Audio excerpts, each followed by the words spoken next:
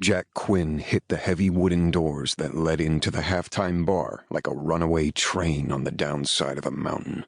Even the hard slam didn't help his frustration. His muscles swelled with it, his skin so tight it could burst. He wished it would, so he could finally get rid of the feeling that he wasn't at home in his own body. He didn't recognize himself anymore, and deciding what to do about it was a drive pushing him closer and closer to the edge. Tonight might just tip him over.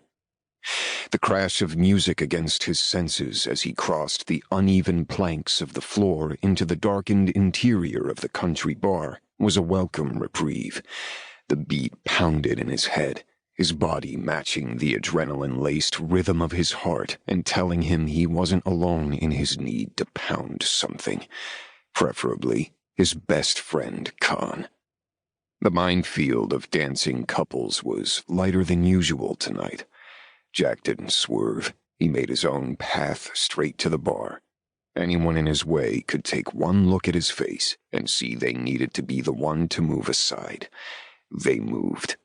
He saved a civil nod for Taylor, the tall blonde waitress who so often served him, as she wove her way through the tables on the far side of the dance floor. Most of them were empty, save a few clustered around the 3 high-definition TVs hanging along one wall. Ignoring everyone else, Jack zeroed in on his favorite bar stool, the one that should have the shape of his ass tattooed on its surface, considering how much time he'd spent on it lately. The stool was the only one positioned where the long mahogany bar top took a sharp turn into the wall. The short span on that end and the wall at his back meant no one shared his space while allowing him to see everyone and everything around him. His guard could stand down, and he could relax for just a little while. Maybe. If, and that was a big-ass if, he could stop wanting to punch Khan just one time. With deliberate care, and ignoring John's concerned frown, she stepped out of the bartender's reach and settled the thick glass onto a nearby tray. Her second pour was swift and sure, not a drop lost. Instead of signaling Elena with her order, Maddie hefted the tray and walked it over to the busy waitress. "Thanks." Elena slipped her unbruised hand under the tray, next to Maddie's, and transferred the weight with seamless ease. Maddie gave her a smile and turned back toward the bar. That was quite the performance earlier. Maddie caught herself before her smile could deepen at the sound of that oily voice. "Philip, I hadn't realized you were here," she lied. She kept her muscles loose, ready, as the man moved in front of her, blocking the path back to the bar.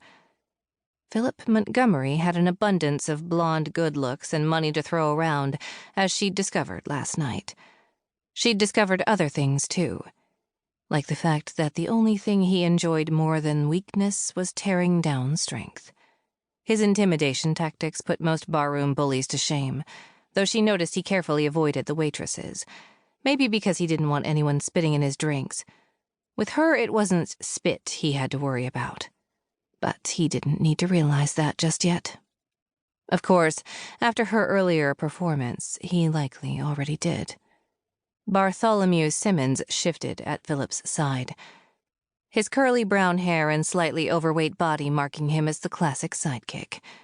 Maddie peeked up at him from beneath lowered lashes, careful to keep Philip in her sights as well. "Bart." Soft brown brows drew together over Bart's concerned eyes. "That was quite a hit you took at Bernie. You okay?" Of course she is. Philip slid a discreet tongue across his bottom lip. She was magnificent. "Magnificent is Mila Jovovich," she countered. "I'm just Maddie. I'm sure there are plenty of women in this town that could take down a drunk like that." Could they? Philip asked.